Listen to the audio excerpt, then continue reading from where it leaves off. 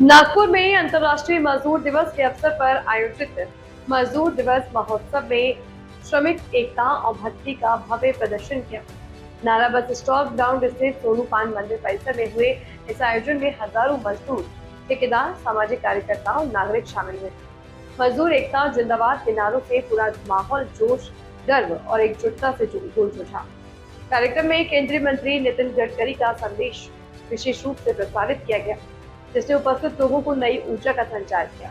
अपने संदेश में उन्होंने कहा कि कामगार और मजदूर देश की असली ताकत है और भारत के विकास की नींव उनके परिश्रम पर टिकी।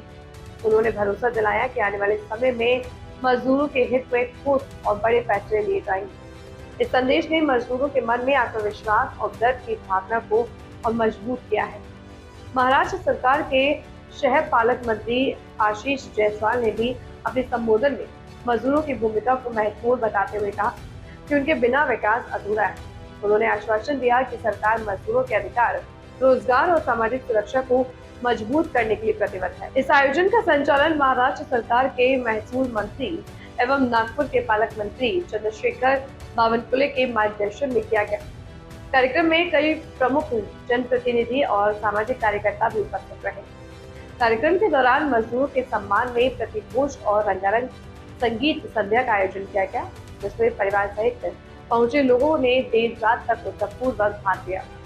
संपूर्ण मजदूर एकता संगठन ने अपने संकल्प को दोहराते हुए कहा कि मजदूर समाज की रीढ़ है और उनकी एकता ही उनकी सबसे बड़ी ताकत है।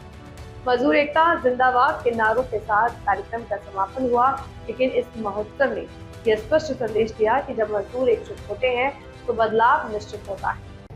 एक एडवांटेज विदर्भ करके कार्यक्रम कर रहे हैं और ये एक बहुत अच्छा सहयोग हुआ है कि हमारे अपने नागपुर के देवेंद्र जी मुख्यमंत्री बने और हम सब लोगों के प्रयासों के कारण और उनके निर्णय के कारण आज हमारे विदर्भ में औद्योगिकरण की प्रक्रिया गतिशील बनी है।